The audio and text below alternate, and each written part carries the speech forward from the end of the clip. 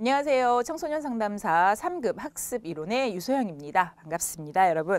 학습 이론 같은 경우는 총 이제 5 단원으로 구성이 되어 있습니다. 그래서 오늘 첫 번째 학습의 개념부터 시작을 좀 해보도록 하겠습니다. 여러분들 이제 OT 때도 좀 학습에 대한 개념은 간단하게 좀 말씀을 드렸던 것 같은데요. 학습이라고 할 때 우리가 보통 생각할 수 있는 거는 이제 학교에서 우리가 뭔가 공부하고 지식을 쌓아가는 과정, 이것을 이제 학습이라고 보통 많이 생각을 하죠. 그렇죠. 이제 기본적으로 우리가 학습이라고 하는 거는 이제 그 부분은 맞는데, 요거는 조금 더 협의에, 그러니까 좁은 의미의 학습의 정의라고 좀 볼 수 있고요. 우리가 다뤄보는 이 학습이라고 하는 거는 훨씬 더 큰 범위라고 하는 걸 좀 알고 시작을 해야 될 것 같아요. 발달 심리에서 우리가 이제 발달이라는 걸 정의를 할 때 유전적으로 타고난 부분과 그다음에 이제 환경적으로 우리가 학습되어진 거, 이런 것들이 상호작용해서 변화되는 과정이다, 이런 얘기를 이제 했었죠. 여기서 말하는 이제 학습이라는 것도 발달에서 얘기했던 그 학습과 같은 맥락으로 넓은 범위에서는 좀 보고 가야 될 것 같아요. 정의를 좀 같이 한번 보도록 하겠습니다. 자, 첫 번째, 경험과 연습의 결과로, 그죠? 내가 경험한 거, 그다음에 그 경험한 거를 반복적으로 자꾸 해보는 거, 그걸로 발생되는 영속적, 지속적 행동 변화다라고 얘기했습니다. 자, 요 단어 기억을 좀 해두셔야 될 거예요. 영속적이어야 되고요. 지속적으로 변화돼야지 그걸 우리가 학습이 됐다라고 얘기를 합니다. 자, 두 번째, 후천적 변화의 과정으로 환경에 의해서 개인이 내적으로 변해가는 거, 얘기했습니다. 자, 그죠? 학습이라고 하는 거에는 유전적인 게 포함이 되는 건 아니죠. 물론 지능이 높은 친구들, 타고난 유전적인 좋은 인자를 받아서 지능이 높은 친구들이 물론 학습 능력이 좋을 수는 있겠죠. 하지만 여기서의 말하는 건 그런 거와는 좀 차원이 다르고, 내가 내적으로 이제 발생되는 게 아니라 외부적으로 얻어오는 것을 가지고 변하는 거다라는 의미로 보시면 될 것 같고요. 세 번째, 학습자들이 목표 성취를 위해서 제공된 학습의 조건과, 그죠? 우리가 학습되어지는 여러 가지 환경이라든지, 그다음에 어떤 목표가 될 수도 있고요. 여러 가지 그런 조건들과 상호작용하는 과정이다라고 얘기했어요. 자, 그럼 여기서 말하는 학습에서의 상호작용은 뭐냐? 상호작용은 사실 이것도 역시 굉장히 넓은 범위로 쓸 수 있는 표현이죠. 학습에서 말하는 상호작용이라는 뭐냐면, 학습 상황에서 보고, 듣고, 느끼고, 말하고, 이러한 모든 지적, 정서적 활동을 상호작용이다라고 얘기를 하는 거죠. 그러니까 우리가 학습을 요 말까지 같이 좀 포함을 시켜서 얘기를 하자 그러면, 학습자들이 목표 성취를 위해서 학습 상황에서 보고, 듣고, 느끼고, 말하는 지적, 정서적 활동들, 요런 것들을 하는 과정을 학습이다라고 이렇게 얘기를 하면 될 것 같습니다. 네, 자, 그러면 밑에 이제 두 번째로 넘어가 보도록 하겠습니다. 자, 그럼 학습에 대해서 학자들마다 정의가 다르죠, 그죠? 우리가 생각하는 딱 그런, 우리가 머릿속에 알고 있는 학습이라고 하는 이런 이제 정의 부분에서 조금 넘어서 이제 이론가들은 좀 각자 다른 의미로 학습을 얘기를 하고 있는데, 크게 이제 3개로만 좀 구분을 해서 말씀을 드리면, 파블로프나 손다이크 같은 경우에는 행동주의자들이죠. 그래서 학습이라고 하는 거는 내가 환경에 대한 반응이다라고 얘기를 하는 그런 입장을 취하고 있죠. 그래서 파블로프 같은 경우는 고전적 조건 형성, 그래서 이제 우리가 뒤에서 좀 더 자세히 배울 거예요. 사람은 수동적인 존재다, 이렇게 얘기를 하는 거예요. 자극이 오면 그거에 그냥 반응하는 존재일 뿐이다, 이렇게 얘기하는 게 이제 파블로프의 입장이라면, 손다이크 같은 경우에는 이제 연합주의, 효과성, 이런 것들을 얘기를 하는데, 내가 계속 그냥 행동을 하다가 보니까 좋은 효과가 나는 행동을 하게 되는 거야 라고 얘기를 한 게 이제 손다이크입니다. 그래서 두 사람은 이제 행동주의 입장이고요. 그다음에 켈러나 코프카 같은 경우에는 학습이 통찰이라고 하는 거에 의한 발견이다라고 얘기를 합니다. 이 두 학자 같은 경우에는 인지론을 이제 강조를 한 학자인데요. 인간의 어떤 의식, 그다음에 추리 능력, 이런 것들을 가지고 얘기를 하는 학습을 포커스를 맞춰서 이제 얘기를 한 겁니다. 그래서 인지주의다라고 이제 보시면 되고요. 그다음에 세 번째, 이제 스키너는 강화에 의한 조건화 과정 얘기인데, 스키너도 마찬가지로 행동주의자죠. 행동주의자인데, 파블로프하고 조금 이제 다른 차원은 뭐냐면, 파블로프 같은 경우에는 사람은 수동적이다, 자극이 오면 그냥 그 자극에 반응하는 존재야 라고 얘기를 했다면, 스키너 같은 경우는 능동적인 존재라는 것을 조금 더 강조를 했어요. 그래서 자극 올 때 반응을 하는 것이 아니라 내가 어떤 행동을 했어. 그랬는데 그 결과가 좋아. 그러면 그 행동을 자꾸 하고, 결과가 별로 좋지 않아. 그럼 행동을 하지 않아. 그러한 조건적인 상황에서 행동하는 거야 라고 얘기를 해서 이제 조작적 조건 형성이라고 얘기를 했습니다. 그래서 그건 차이가 조금 있죠. 뒤에서 다시 이제 학자들에 대한 건 조금 더 우리가 자세히 보도록 하겠습니다. 자, 그러면 우리 오른쪽 페이지에서 지식인의 이제 학습하고 구분을 좀 해야 되는 개념들을 좀 보도록 할게요. 수행이라고 나와 있는데요. 수행은 우리 이제 뭐 평상시에 많은 여러분들이 쓰고 알고 계셨던 이제 그 개념이죠. 뭔가 과제를 내가 이행하는 거, 행동으로 옮기는 거, 그거를 이제 수행이라고 얘기를 하죠. 그 수행이 반복이 돼서 영구적으로 변화를 준다라고 하면 그게 학습이 됐다라고 이렇게 표현할 수 있죠. 자, 그 다음에 이제 성장이라고 하는 거와 밑에 성숙이라고 하는 게 이제 나와 있죠. 발달, 여기까지 나는데 요거는 이제 발달 심리에서 설명을 좀 드렸었던 부분이죠. 기억이 좀 앞부분을 먼저 공부하셨던 분 같은 경우에는 낯익게 좀 보이실 수 있을 것 같아요. 성장, 이거는 우리가 몸이 이제 양적으로 커지는 거죠. 그냥 키가 크고, 그다음에 몸무게가 늘어나고, 모양이 크게 바뀌진 않죠. 애기나 어른이나 사람의 모양을 갖추고 있는 거는, 그쵸, 물론 이제 뭐 비율이라든지 이런 건 좀 다르지만 어쨌든 기본적으로 우리가 갖춰야 되는 사람의 모습은 똑같아요. 그게 이제 단지 커가면서 사이즈가 변하는 거죠. 이거를 우리가 성장이다 한다. 그러니까 주로 신체 변화 이렇게 보시면 될 것 같고, 그다음에 이제 성숙 같은 경우에는 유전적인 거에 따라서 이제 변화되는 거예요. 그래서 프로그래밍화 되어 있어요. 이미 내가 태어날 때 나는 부모님으로부터 받았고 한 이런 유전인자로 내 몸에 어떤 계획이 이미 세워져 있는 거예요. 그거에 따라서 변해가는 거를 성숙이라고 얘기를 해요. 그래서 대표적인 게 이제 사춘기 때 2차 성징이 오는 거, 이런 것들이 성숙의 대표적 예가 되는 거죠. 그리고 그다음에 발달이라고 하는 거는 이러한 모든 것들을 다 통틀어서 수정란의 상태에서부터 우리가 사망에 이르기까지 변화되는 이 모든 과정을 발달이다라고 얘기를 합니다. 우리 책에서 보면 주로 발달은 유전적 요인에 의한 변화로서 개인의 외적 변화를 의미한다라고 얘기를 했습니다. 물론 유전적인 게 기본적으로 바탕이 되고 거기에서 환경의 어떤 상호작용으로 해서 이제 변화가 되는 거죠. 그래서 유전적인 게 물론 기본적으로 시작이 되는 건 맞아요. 그런데 발달이라는 어떤 의미를 좀 더 크게 본다면 유전에다가 그다음에 환경, 이런 것들이 다 포함이 돼서 상호작용을 해서 그렇게 해서 변해가는 과정, 이것을 보시면 될 것 같습니다. 자, 그 다음에 이제 양가로 2번 아래로 내려가서요. 학습의 그런 범위를 좀 보도록 할게요. 광의의 학습, 넓은 의미로는 그러면 우리가 이제 학습을 뭐라고 얘기를 할 수 있냐면, 기억 보겠습니다. 개인의 어떤 지식이나 행동의 비교적 지속적 변화를 야기할 때 일어난다. 앞에서 나왔었죠. 지속적인 변화라고 하는 거. 그 다음에 니은 보시면은요. 근데 그 변화라고 하는 것이 의도적일 수도 있고 의도적이 아닐 수도 있어요. 내가 일부러 변하기 위해서 공부하고 노력하고 이럴 수도 있지만 의도적이 아닌데 우연한 경험에 의해서 바뀔 수도 있고, 이런 것들도 학습에 포함이 된다는 거죠. 그 다음에 이제 좋은 거일 수도 있고 나쁜 거일 수도 있어요. 학습이라는 건 꼭 좋은 것만 얻어가는 건 아니죠. 뭐 살다 보면 안 좋은 것도 우리가 학습이 되죠. 자, 그 다음에 옳은 거일 수도 있고 틀린 거일 수도 있고요. 그 다음에 의식적일 수도 있고 무의식적일 수도 있다. 이것들이 모두 다 학습의 범위에 포함이 됩니다. 자, 2번 보시면 협의의 학습, 이제 좁은 의미로 학습의 범위를 좀 보자면은요. 이거는 이제 우리가 보통 일반적으로 학습이라고 말하는 그 부분이죠. 내가 의도적으로 무언가 목표를 세우고 그거를 익혀가는 거, 그죠? 그거를 학습이라고 하죠. 그래서 내가 정한 그 목표를 성취해가는 과정, 이렇게 보시면 될 것 같아요. 그 다음에 이제 니은 보시면은요. 이런, 그래서 협의 학습에 대한 정의는 학습의 주체, 상황, 행동의 변화 등의 일정한 제한이 있을 수가 있는 거죠. 자, 그 다음에 아래 3번으로 가겠습니다. 교수 학습 지도의 원래. 그러면 이제 선생님이 이제 일반적으로 선생님이라고 표현을 하면 좋겠어요. 이제 아이들에게, 학생들에게 학습을 시킬 때 어떠한 원리들을 가지고 있는지에 대한 얘기가 이제 7가지가 나와 있습니다. 첫 번째, 개별화의 원리라고 되어 있습니다.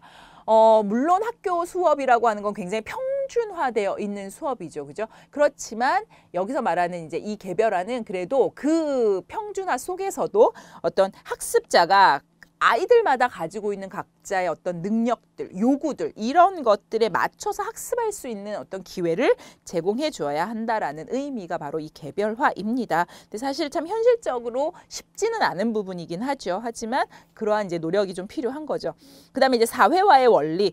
자, 우리가 학교 생활을 한다라고 하는 것도 지식만을 쌓는다라는 차원은 아니죠. 그죠? 결국은 우리가 사회에 나와서 그죠?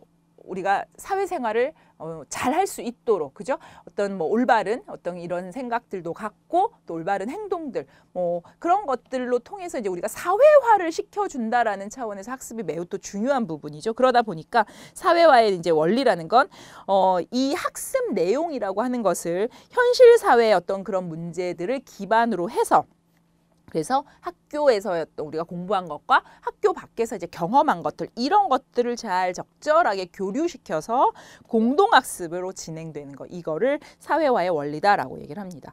자, 그다음에 이제 자발성의 원리는 이제 배우는 우리 학생들이 자발적으로 참여할 수 있도록 그러한 기회를 좀 만들어줘야 된다라고 하는 거. 그다음에 통합의 원리 이거는 이제 동시학습 이제 뒤에 끝부분에 그렇게 표현이 되어 있는데요. 우연적인 학습하고 의도적인 학습이 다 적절하게 잘 이제 결합이 되어 있어야 된다라는 얘기입니다. 의도적으로 선생님이 뭔가 목표를 그죠 제시를 하고 학생 또 스스로가 뭔가 목표를 제시를 해서 그죠 공부를 이제 해 나가는 거 이런 거는 이제 의도적인 학습이지만 의도적인 학습뿐이 아니라 우연적으로도 내가 얻어갈 수 있는 그런 경험들이 같이 제공이 돼야 된다라는 얘기로 이해하시면 됩니다. 그다음에 이제 목적의 원리. 자, 이제 우리가 뒷장에서 보면 이제 목표라고 하는 부분을 좀 자세히 볼 건데요. 목표라는 것을 사람이 가지고 있을 때 실행 능력은 굉장히 높아진다라고 하는 이제 많은 연구들이 있습니다. 그래서 여기서 이제 말하는 목적의 원리라는 것도 선생님 입장에서도 뭔가 이 학생들을 지도하는데 교수법, 교수에 대한 뭔가 확실한 목표를 가지고 있다면 일단 학습자 입장에서는 굉장히 적극적으로 활동을 할 수가 있다. 왜냐하면 그 목표에 도달해야 되잖아요. 그죠? 일단 성취해야 되잖아요. 그러니까 아무래도 열심히 하겠죠. 없을 때보다는. 그 다음에 이제 선생님 입장에서도 그 목표에 맞는 여러 가지 제반 활동들을 또 만들어 주실 수가 있는 거죠. 그래서 학습자나 그다음에 교수 입장에서도 매우 필요한 것이죠. 목표라는 거. 그래서 목적의 원리고요. 과학성의 원리는 이제 자연이나 사회에 관한 어떤 기초적인 지식, 법칙들을 적절하게 지도를 해야 된다. 그래서 학습자의 논리적 사고력을 충분히 발달시키도록 과학적 수준을 높여야 된다라는 얘기. 그다음에 이제 직관의 원리라는 것은 뭔가 개념을 인식시키는 데 있어서 언어로 표현하는 것보다는 좀 더 경험을 좀 아이들이 할 수 있도록 사물을 직접 제시를 해준다던가 이런 것들을 하는 게 직관의 원리입니다. 그래서 이제 학습의 원리 7가지를 얘기를 하고 있습니다. 자, 다음 페이지로 넘어가시면은요, 성취 목표 지향성이라고 있습니다. 자, 이게 이제 중요한 부분이에요. 문제도 이제 많이 출제가 좀 되고 있는 부분이고요. 성취 목표 지향성이라는 것을 보기 전에 먼저 목표라고 하는 걸 좀 먼저 보고 가도록 할게요. 자, 목표라는 개념, 여러분들이 이미 목표라는 거 잘 알고 계시지만 우리가 이론적으로 한번 목표라는 개념을 한번 더 짚고 가보도록 해보겠습니다.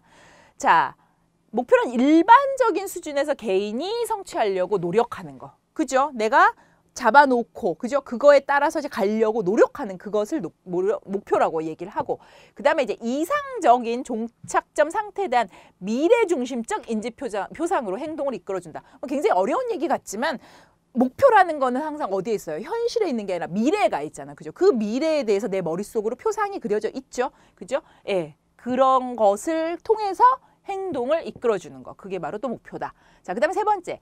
자, 계획하고 굉장히 비슷하다. 목표는 자신의 현재 수준과 이상적인 수준 간의 불일치에 주의를 집중하게 해서 동기를 활성화한다. 얘기했어요. 그러니까 내가 목표라고 하는 거는 내 현재 상태보다는 뭔가 더 좋은, 그죠? 좀 나아지는, 발전적인 이런 걸 보통 목표로 잡겠죠. 그러니까 내 현재의 상태와 그 다음에 미래의 상태를 비교를 해보면 어때요? 그 사이에 차이라는 게 존재하잖아요. 불일치라고 일치하지 않잖아요. 일치하면 이미 목표는 도달된 거니까 목표라고 우리가 표현할 수 없는 거죠. 그 현실과 미래의 그 모습에 차이가 있단 말이에요. 그 불일치. 그러면 그 불일치 자체가 나를 목표 행동을 하도록 동기화시킨다라는 거예요. 그래서 목표가 중요하다라는 거. 자, 그 다음에 목표가 있는 사람들이 그래서 목표가 없는 사람보다 수행을 더 잘한다. 개인이 세우는 목표 유형은 목표가 수행의 증진으로 이어지는 정도를 결정하는 핵심 요인이다. 그러니까 목표를 어떻게 세우느냐. 그러니까 목표도 세워야 되는 어떤 그런 방법들이 있다라는 거예요. 그걸 개인이 어떻게 세우느냐에 따라서 수행으로 연결이 되는 어떤 핵심이다. 이렇게 얘기를 하고 있습니다. 자, 그게 이제 목표라는 건데요. 자, 그러면 목표 이제 성취 목표 이론으로 한번 들어가 보도록 하겠습니다. 여러분 양과로 1번입니다.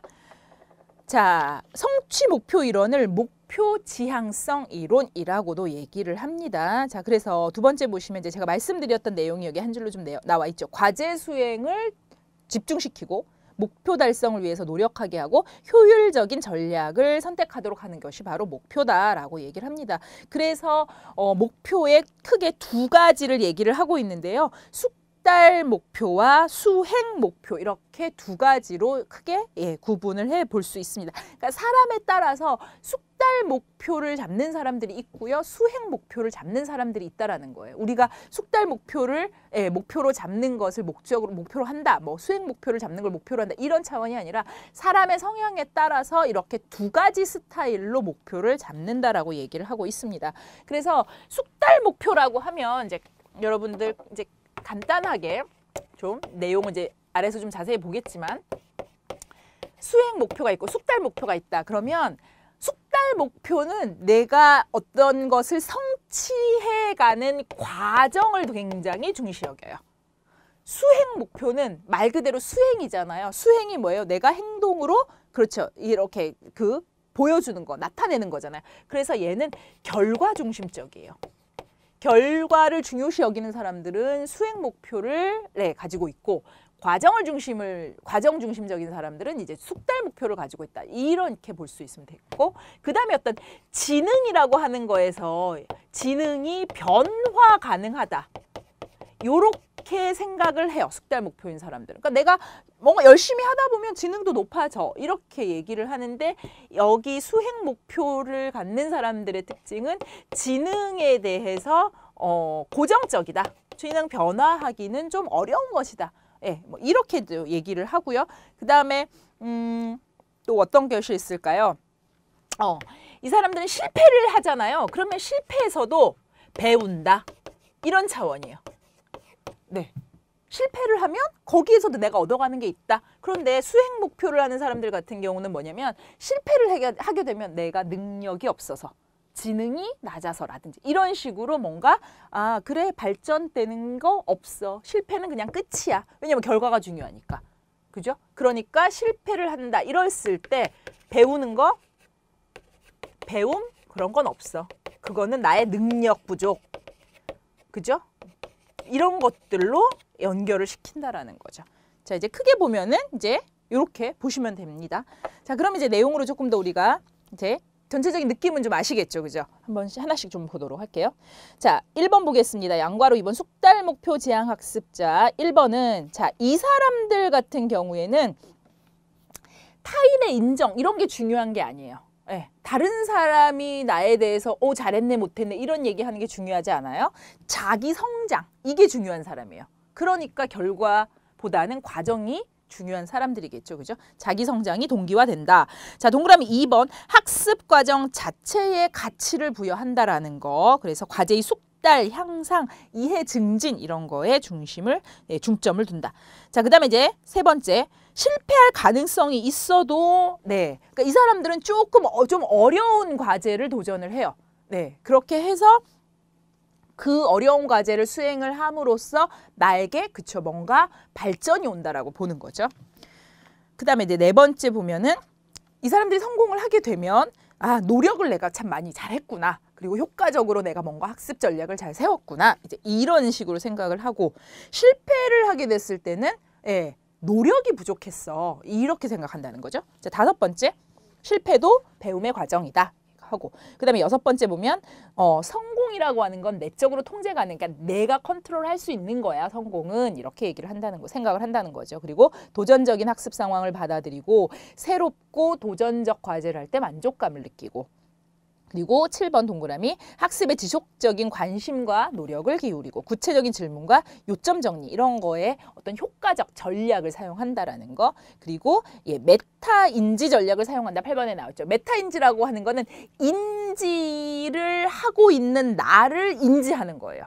그러니까 내가 지금 공부를 하고 있어요. 공부를 하는데 음악 들으면서 이제 공부를 해요. 예, 음악을 들으면서. 그런데 음악을 들으면서 공부를 하면서 어떤 나가 또 하나 존재할 수 있냐면 이거 집중이 좀 안 되는 것 같은데? 그죠? 현재 음악을 들으면서 공부하는 나는 인지를 발휘하고 있는 나예요. 근데 여기서 메타인지를 발휘한다라고 하는 것은 그 인지를 발휘하고 있는 현재 나를 바라보고 있는, 그러니까 마치 제3자가 나를 바라보고 있는 느낌 같은 거예요. 그런데 그게 제3자가 아니라 또 다른 나라는 거죠. 그거를 메타인지라고 얘기해요.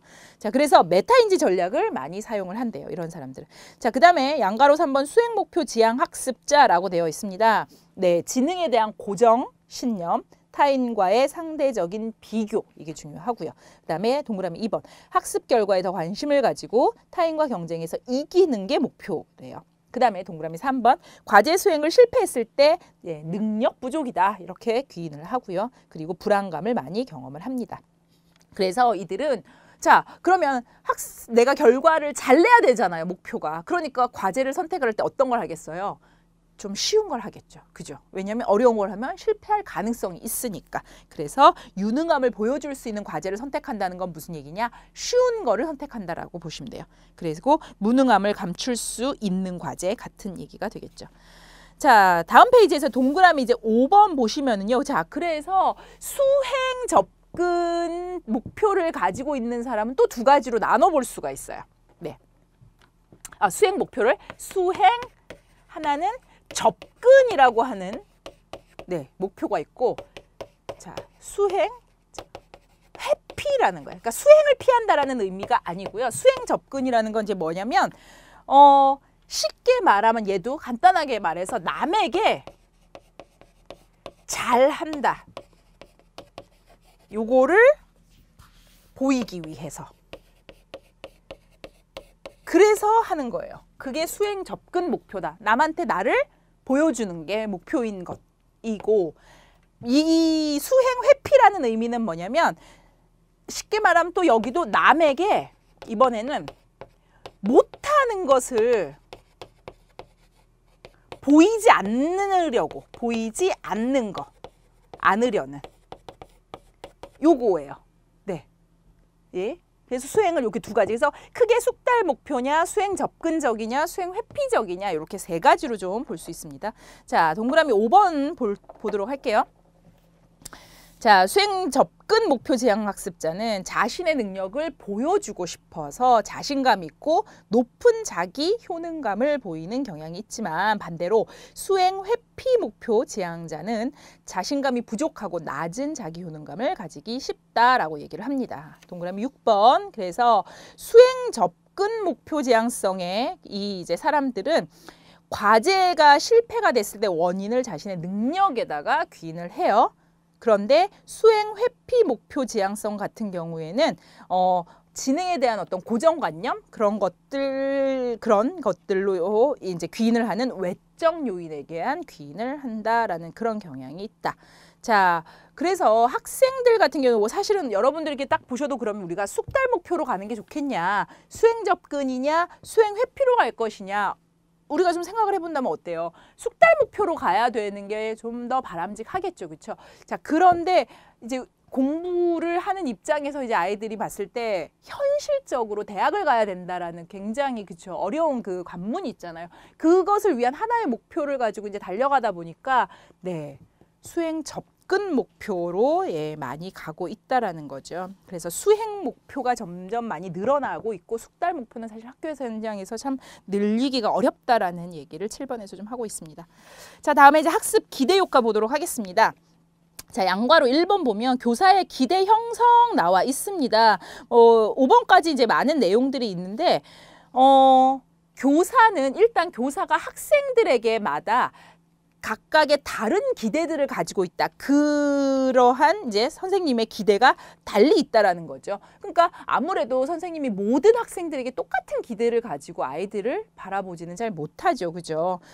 그리고 두 번째, 그런데 선생님의 기대에 따라서 아이들의 성취가 달라진다라는 거예요. 선생님이 기대를 정말 주고 잘할 거라는 믿음을 가져주고 이러한 친구들은 수행력이 더 좋대요.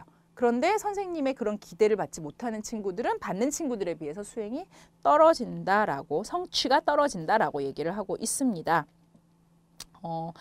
자, 세 번째 보시면은요. 네. 교사 자신의 능력, 그리고 그 교사가 학생들을 통제할 수 있다라고 하는 그런 신념, 이런 것도 교사의 기대에 영향을 미치는 요인이다라고 얘기를 하고 있습니다. 그리고 또 한 학생들의 어떤 신체적인 매력, 이런 것도 교사의 어떤 기대에 영향을 미친다라고 얘기를 합니다.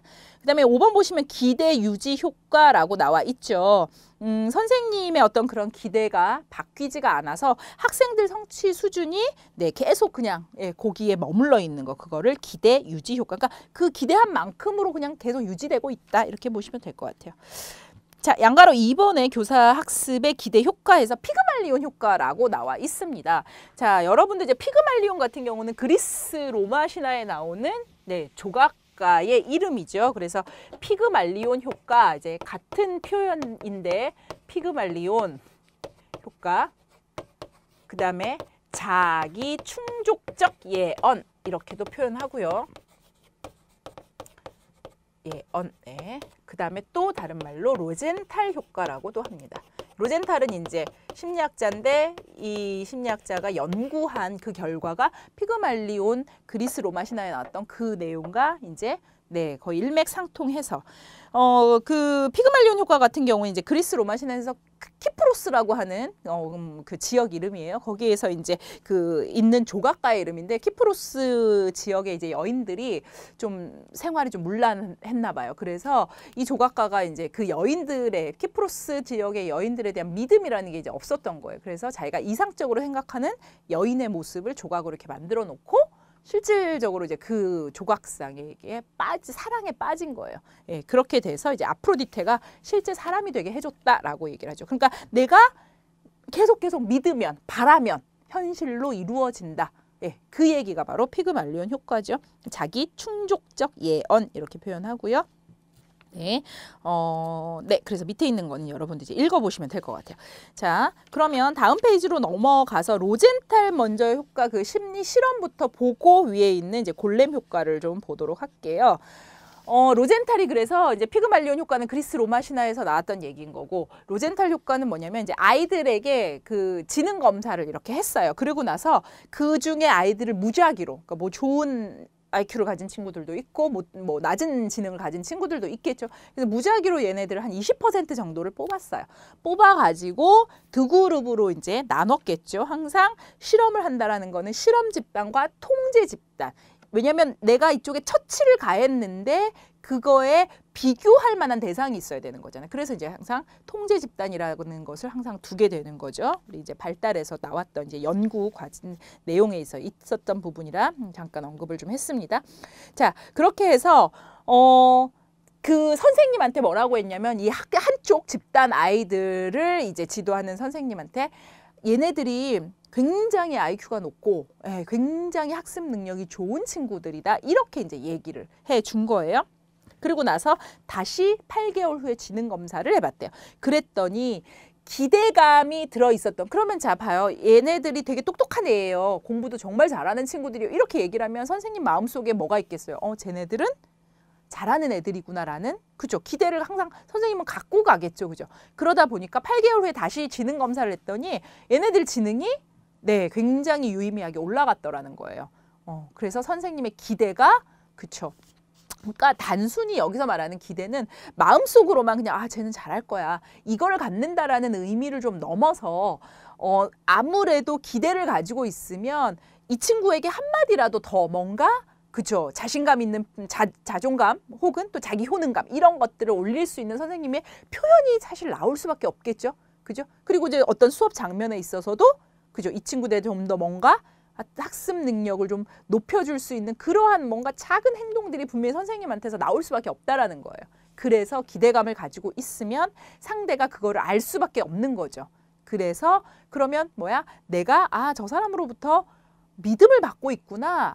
저 사람이 나를 믿어주는구나. 예, 이게 아이들을 변화시키는 굉장히 큰 동기부여 요소이거든요. 그래서 그 부모님도 마찬가지고 선생님도 마찬가지인데 진심으로 저 친구가 또 우리 아이가 성공할 수 있다, 성장할 수 있다, 이런 거에 대한 믿음을 가져주는 것이 그걸 아이들은 다 느낀다고 그래요. 그러면서 내가 그러면 저 사람의 믿음에 반하지 않는 그렇게 그런 방향으로 가야 되겠구나라는 것이 또 이렇게 무의식 속에 이제 생긴다라고 하거든요. 그래서 이러한 기대 효과라고 하는 게 매우 영향을 많이 미친다 이렇게 얘기를 합니다. 그래서 교사의 기대가 학생들에게 어떤 영향을 미치는지를 밝힌 이제 실험이 바로 이 로젠탈 실험입니다. 그 위에 이제 골렘 효과라고 나와 있습니다. 골렘은 로젠탈 효과의 이제 반대 개념이다 이렇게 보시면 될 것 같아요. 기억 보시면 교사의 부정적인 기대가 실제로 실현되는 현상, 그죠? 피그말리온 효과도 마찬가지로 교사의 기대가 실현되는 건데 그거는 어디? 긍정적인 방향으로. 그런데 골렘은 부정적인 기대를 했을 때 마찬가지로 그 결과도 부정적인 결과를 만들어낸다 이 얘기죠. 그래서 교사가 학생에 대해 부정적 기대를 갖고 있을 경우 학생의 생활 태도가 나빠지고 성적이 떨어지는 것. 부정적인 그 기대를 가지고 있으면 아이도 느끼죠. 그러면 뭐 내가 어차피 이렇게 해봐야 뭐 나를 그렇게 생각할 텐데 뭐 이런 생각 아이들이 할 수 있죠. 자, 그다음에 니은 보시면 교사가 기대하지 않기 때문에 학생은 기대에 부응하기 위한 노력을 하지 않고 성취도가 낮아진다라고 얘기를 했습니다. 네, 그래서 이제 오늘 첫 시간 저희가 학습의 개념에서 학습의 정의와 개괄, 요 내용을 좀 들어가 봤습니다. 여기도 문제가 이제 꽤 출제가 좀 됩니다. 학습의 어떤 정의라는 부분들 여러분들 이쪽 좀 기억을 좀 해 두셔야 될 것 같고요. 그리고 나서 아까 이제 우리 했던 성취 목표 이론 이 부분에서 숙달 지향이냐 수행 지향이냐 그래서 수행 같은 경우에 또 수행 접근이냐 수행 회피냐 이제 이렇게 좀 보시면 될 것 같고요. 그다음에 기대 효과라고 하는 거 기대 효과 같은 경우는 17년도에 이제 기출이 좀 됐었으니까 19년도에도 가능성이 좀 있을 수 있죠. 그래서 피그말리온 효과 그다음에 자기 충족적 예언 자기 충족적 예언 표현이 조금 어려운데 그거랑 로젠탈 효과까지 해서 이렇게 같이 세 가지 묶어서 기억을 좀 해주시면 좋겠고 반대 효과는 골렘 효과이다. 이제 이렇게 기억을 하시면 될 것 같습니다. 네, 그래서 이제 오늘 첫 시간 수업 이렇게 해서 마무리 지었고요. 다음 시간에는 학습과 관련된 연구들을 좀 저희가 보도록 하겠습니다. 네, 여러분들 고생 많으셨습니다. 감사합니다.